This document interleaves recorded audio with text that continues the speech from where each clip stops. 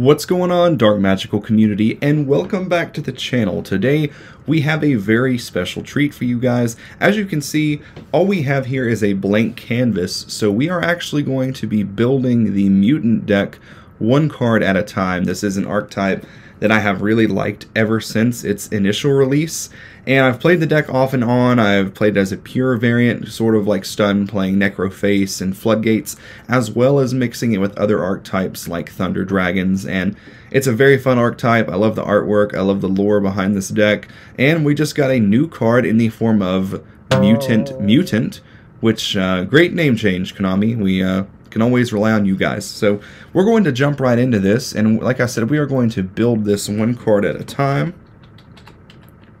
So we're just going to start off with the cards that we know that we're going to be playing. So we are always going to play M-05 because this one searches a spell, or I'm sorry, this one searches a monster card from your deck, and then ST46 searches any mutant spell or trap. Also going on with that, they all share the secondary effect that you can banish a card from your hand and this card on the field, summon a monster from your hand or deck based on the banished card. So monster, we get Mutant Beast. Let's see here. For spell, we get Mutant Mist. And for trap, we get Mutant Arsenal. So let's see, we have 2400, a 3K, and a 27. So pretty big guys. More than likely, we're going to end up playing Pot of Extravagance, so we're going to go ahead and immediately just play 3 of each of our extra deck cards. Mutant Cry is your fusion spell of the deck alongside Mutant Fusion. I like this one better. This one's a little bit harder to pull off on turn 1, but this card is very cool. This card keeps you in the game. It recycles back banished mutant monsters or from your graveyard to fusion summon into these guys. So you can also like use this card to put these back. Naturally, these do have to be different attributes for this one. You just have to make sure like you can't use these two guys for this one. You have to use like one of these guys with this guy or any of these. So very cool there. I do think we play 3 Evolution Lab because this is like very similar to a Cosmo Town. In a way, you can put a mutant monster from your hand on the bottom of your deck and draw 1 card. When it's activated, you can summon a mutant monster level 4 or lower from your hand or that's banished. And then all mutants you control gain 100 attack for each of your banished mutant cards of different names. So that's pretty huge as well. Mutant Expansion is basically your Fire Formation Tinky from the deck. You get to either add a level 4 lower mutant from your deck to your hand or special summon it, and if a level 8 or higher mutant monster would be destroyed by card effect, you get to banish this card you control instead. So this is also the new mutant card. Like I said, the name here is Mutant, but this guy is like your extender. He says if you control a mutant card, keep in mind this is a card, not monster. You can summon it from your hand, you contribute and banish a mutant card from your hand or deck, summon 1 monster from your hand or deck based on the banished card, and if you do, you lose life equal to that monster's original attack, and it's the same. So this card's actually insane because you just special summon this while you have a mutant card in the field, and you get to banish him, or you tribute him and then banish any mutant card from your deck. So this is actually pretty insane for this archetype. So normally in my past testing, the best ratio was to play 2 Beast, 1 Arsenal, and 1 Mist.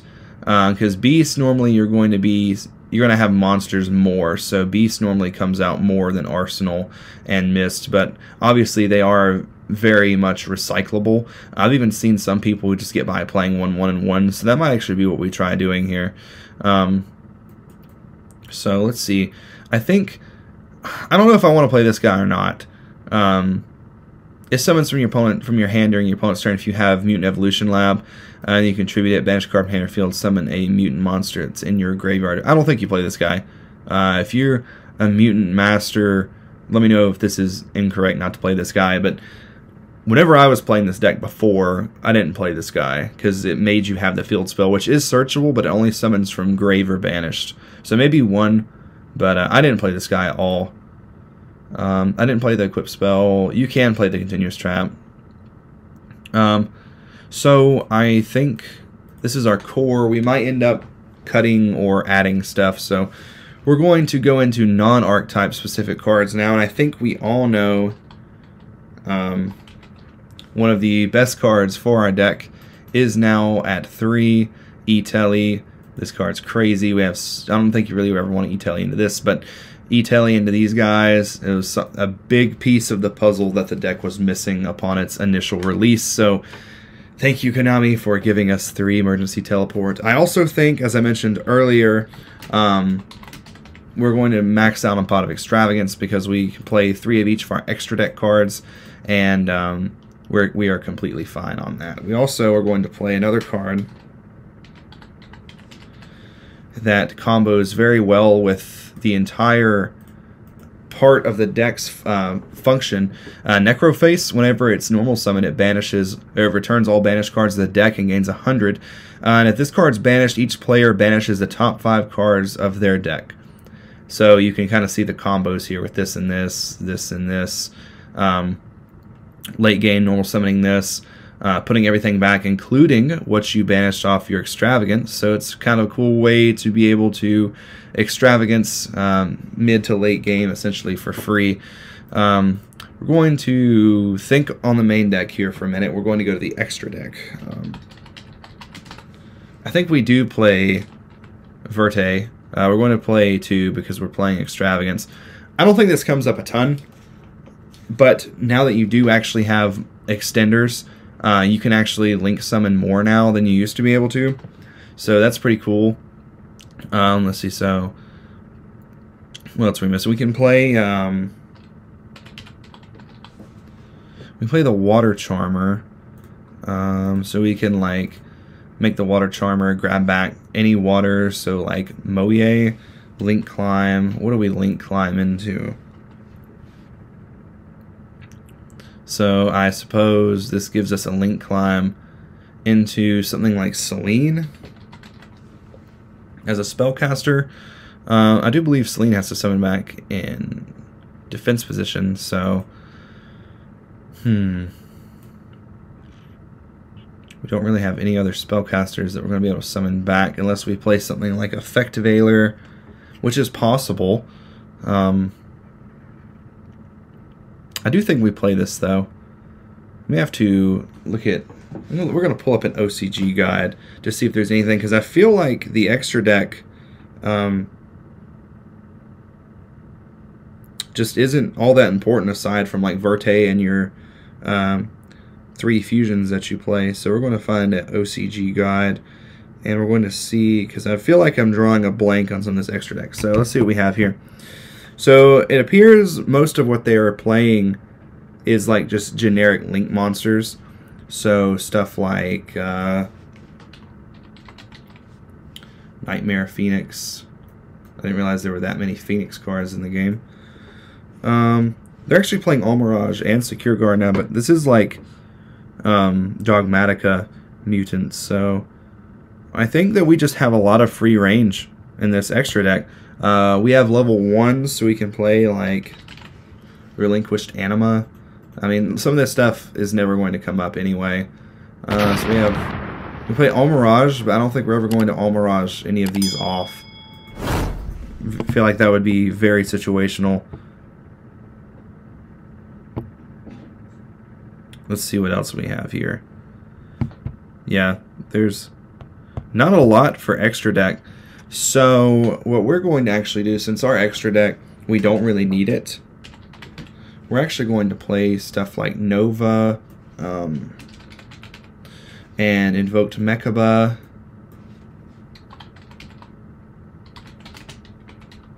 Just in case we play against Dogmatica and they decide they want to Maximus us, we can just punish them. We can send the Nova and send the Chimera Rafflesia, so we get a free Mechaba. Then on our standby, we get to search our Mutant Fusion.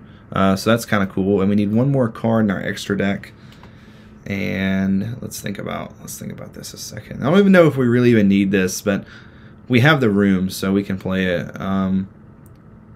We also have Fire, Earth, Wind, and Dark. I mean, we could technically play almost every Charmer if we really wanted to. I don't really know how much that would come up.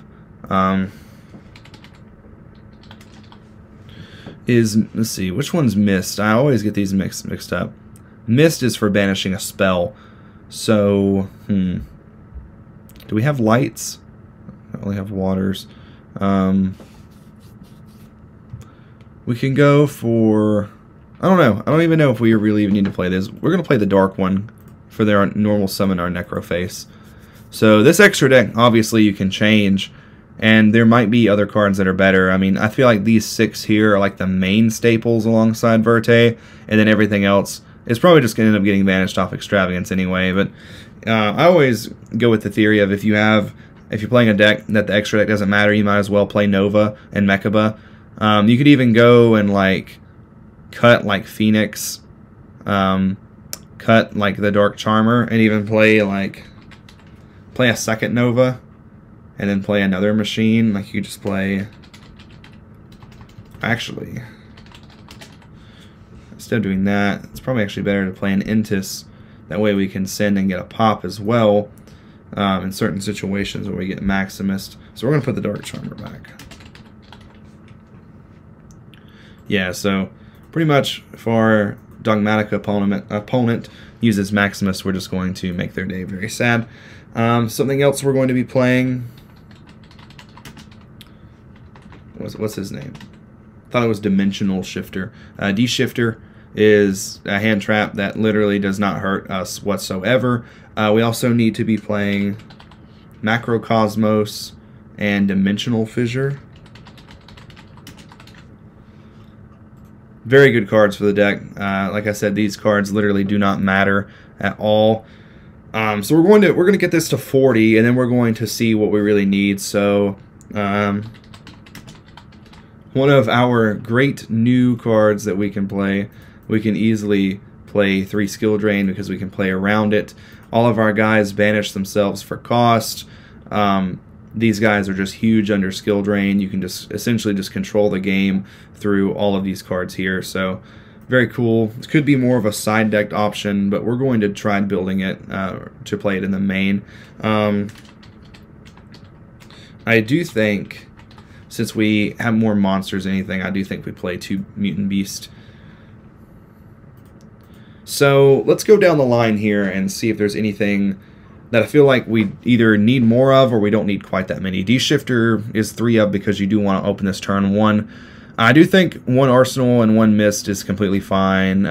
Like I said, Beast is the main one you're going to be summoning. Not saying the others don't come up because they do, but this is just the main one I feel like you go for. So if you're not sure what Beast does, can't be summoned except for the effect of a mutant card. Your opponent can't target it with monster effects, and you can only use each of the following effects of Mutant Beast once per turn. If your opponent activates a spell card or effect, banish a card from your hand or field, negate the activation, and if you do, banish that card. So let's just say you have Mutant Beast and Skill Drain. This banishes itself. This banishes, let's see, I already forgot. This can banish itself for cost to negate an effect. So if they Lightning Storm you can use Beast, banish himself, and negate the activation and banish that card. So pretty cool. Mutant Arsenal has the same style effect. This one can't be targeted with trap effects.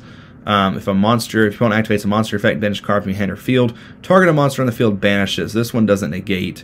And then we also have Mutant Mist, who can't be targeted by spell effects. And if your opponent activates a trap or effect, banish a card from your hand or field and draw 2 cards. So pretty much our whole deck does a very good job of playing around Skill Drain. We can just play the control game with Skill Drain on the field. The OCG loves this card. So I think these are fine. These guys, there might be an argument that you could play like 2 and 2, but we're going to initially start out testing 3 and 3. And of course we have the new Mutant. I wish they'd kept it Mutant Mutator. It sounds so much cooler. Which can summon any of these guys. So this is pretty cool. You have to keep in mind that you lose life equal to what you summon. So you don't want to mutant into Arsenal and take 3k and die. But it is cool because this guy banishes the type you need from deck. So this is pretty cool. Probably would side 1 or 2 of these out going into like games 2 and 3. I do think Necroface is very strong at 3 in the deck. It helps the longevity of your deck. It can be a reset for you. And a lot of times you play against decks that only play 1-ofs of certain cards. Like you hit an important 1-of card, like you hit a Celestial or you hit a Dasher, and that turns off their whole DPE package. So that's pretty cool. I do think this is a definite 3-of. I wish that there was something we could link this into in case we had like D-Shifter plus this. That'd be kind of cool.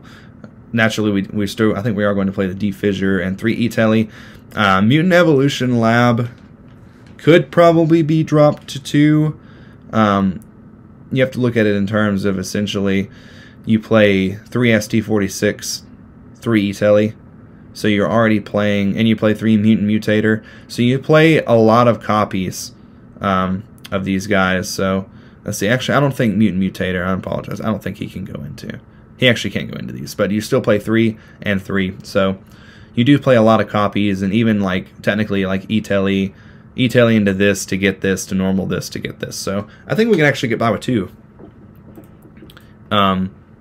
Theoretically, I don't know that you even need to be playing even 2. I feel like this card is normally not that great of an extender.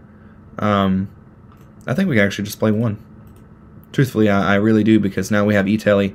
We can pretty much get this card whenever we want to get this card. So I don't really think we need 3, because we're not really trying to go crazy extend on turn 1.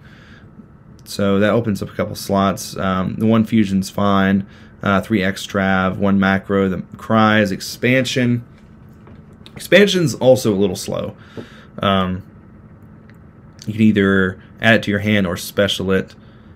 I don't know if this is necessarily a card we want to see a lot of. I do think you want to see it in sometimes, because having this plus this is pretty strong with a big guy, because you can just prevent it from being destroyed. So that actually opens up 3 cards in our main deck. So what else can we play here? Some people are playing Brain Research Lab, which I don't exactly, I know it gets counters, I don't remember exactly. So you can normal summon, a psychic type in addition to your normal summon, and then this gets a counter on it. You can also place a counter on this card instead of paying life points, activate a psychic type effect. If it's removed from the field, you take 1,000 for each psychic counter on it. So essentially, this would let you mutator into any mutant and not take damage from this effect by placing a counter on this. What's kind of scary, though, is I feel like you need a way to bounce this back to your hand. I do feel like this is actually really strong, but I really just don't want to get cooked by DPE on this, like ever. They can just essentially just DPE you for game just by popping 1 card, so I don't think we have a way to... You can banish it from your field with these guys, but I'm pretty sure you still take the damage. This card is removed from the field, yeah. So like you'd have to either have a way to bounce it back to hand or shuffle it into deck.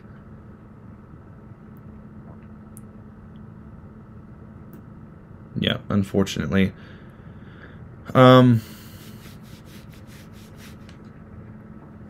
Yeah, I don't think we're going with the research lab. That is really cool, though. Definitely something to keep in mind. Let's see what else we can look at as a guide. I'm so excited, guys, to be playing this deck again. Like, you don't know how long... Well, I guess you do if you're a fan of mutants. How long we have been waiting for the mutant mutator to come out. Here's another one. There can be only 1. That's a potential floodgate we could play. We could also play Ice Dragon's Prison. Technically, you could play Dogmatica Punishment. I have tested Punishment in the deck before. I think it is decent. A lot of times, you do need to use your extra deck, though. Some people play Gamma and Driver, which that's also pretty cool, because that opens up... These guys banish for cost. So hitting these with Ash is kind of cool, but... Also have Tactics. There can be only 1. Yeah, I do feel like we're just built around like floods. Like we just want to see like floods. So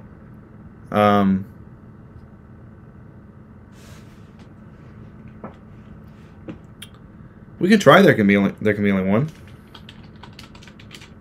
This might actually be like really good, because normally we're not going to ever have to summon 2 psychics, because we can get 1 psychic off the field for either a beast, a machine, or a spellcaster. That's kind of funny, this is a spellcaster. I don't really know why this is a spellcaster. Could side deck Secret Village. That'd be pretty creamy. Yeah, I think this actually looks pretty solid. This is definitely a good place to start with a pure mutant deck.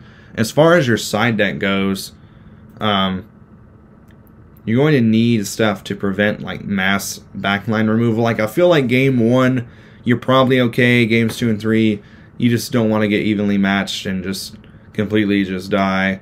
So I mean, you might want to side deck things like Judgment. Maybe Solemn Judgment is an option. There's an argument to play like this other card, a Pointer, or the Red Lotus, which takes 2,000. You reveal your hand, look at your opponent's hand, banish a card. Which I guess you would do this in the standby phase in case they had Lightning Storm. I kind of like this card a little bit more than this card for me, just because of the fact that even if they don't have those side deck cards against you, you can essentially just take the best card out of their hand. I think Artifact Lancia is going to be very strong going forward. But this is all just in theory, because you're already main decking one of the best hand traps that there is for your deck anyway. So you play against like PK, and you put them under D-Shifter, and they really can't do anything. So I don't even think Lancia is correct, because Lancia would prevent you from being able to banish stuff on their turn. So,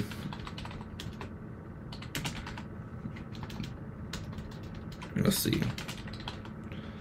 I think we do side deck 3 Droll. Droll is very, very strong. Where we're going to be struggling is going to be going second against decks where we don't just outright win for D-Shifter.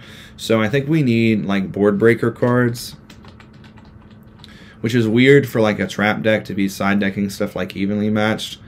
I just think if you play against a deck and they put up a big field with this deck, it's going to be really hard to just pick apart their field. And this is nothing that's set in stone, obviously. You could go the route of playing stuff like you could cut the Floods. I don't think I'd cut Skill Drain, but you could cut like There Can Be Only One and Mutant Expansion. You could play like Trap Trick, because you can Trap Trick into Mutant Cry, and you can play like Ice Dragon's Prison. You could play Torrential Tribute, which would also equate you in the side deck. You could essentially like, so keep this in mind if this is the build you want, but you can also like cut these and this. You can cut this down to 2, and you could play Trap Trick at 3, and then you could play stuff like Ice Dragon's Prison at 2. So right now you have IDP and you have Mutant Cry, and you could also play like Torrential at 2. And at this point, you're going to make a sacrifice if you want to play 40. If you're okay with going to 41, then you're just fine here, because now you have like IDP, you have TT, and you have Mutant Cry. And what's kind of cool yet again about this is like banishing these isn't awful for the late game, because you can summon Necroface and just put them all back. So that's pretty cool. So that would make it where you could side deck like 2 of this. I think you always side deck 3 of this, because we're not really trying to Trap Trick into that. But you could also side deck like Heavy Storm Duster for trap mirrors. And then of course you can side like There Can Be Only One if you want to side deck this. Once again, this is just a very, very loosely based side deck and main deck. I feel like up to like right here is like the stuff you really need to play. I mean, obviously you need to play Mutant Cry, but and then everything else is kind of left up to your own interpretation and your own metagame. So we have 2 more cards in our side deck that we need to be playing. We can pick more normal traps. You can pick like another hand trap if you wanted to, like we can play Nib. I don't really know if I think Nib is super great going forward. Also, you could play like Waking the Dragon. Nope, not in the main deck. Because you have so much extra deck space, this card's really, really strong. So like if we're going to do that, we'd cut the Entis, we'd probably cut the Anima and the Dark Charmer, and we can just play like really broken targets. Then we can play like Ultimate Falcon, and we can play like Last Warrior. I guess I technically didn't really have to cut the Dark Charmer. Unless you had a third target. Like, normally these are, like, going to be the ones you would make. Because, like, then blowing up your back row and then you summoning Ultimate Falcon is, like, pretty insane. Or, obviously, summoning Last Word from Another Planet's also insane, too. But, I like Trap Trick a lot.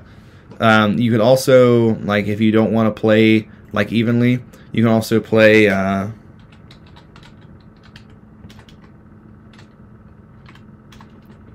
do you even spell this? Witch's Strike. Because you're playing Trap Trick, so, like, let's just say you activate an effect on their turn. This is weird because it's, like, more of a going second card. Like, you can set stuff like Trap Trick, you can set this on their turn. If you activate any effect and they go to negate it, you can, like, Trap Trick to that effect, set Witch's Strike, and then Witch's Strike, nuke their whole field. So that's kind of cool, too. We have good one-of options like Pankratops, Red Reboot, Duster, all good options. So I'm just kind of going through and just thinking about the options that we have here. So I hope that you guys enjoy this video. I am really excited, and I think this is going to be my starting place for the deck.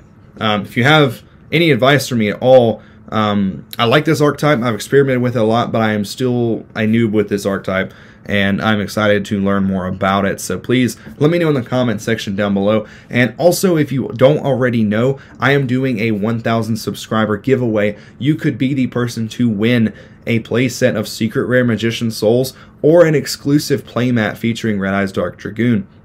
So please be sure to like, share, comment, and subscribe to be able to get me up to 1,000 subscribers so you can be part of the contest. I'm really excited for this, guys. Can't express how excited I truthfully am to be able to give this away for you guys. So I hope that everyone has enjoyed the video, and I hope that everyone that has been looking into building mutants is getting some knowledge from this video. And guys, I think that it's a real contender. I think it's very slept on. I think we have a lot of power cards like Skill Drain, Macro Defissure, D-Shifter, and Necroface that other decks don't really get to take as much advantage of as we can. So definitely check it out. Try it out for yourself. See what you think. Let me know in the comment section down below. And this is Mike from Dark Magical Gaming signing out. Until the next one.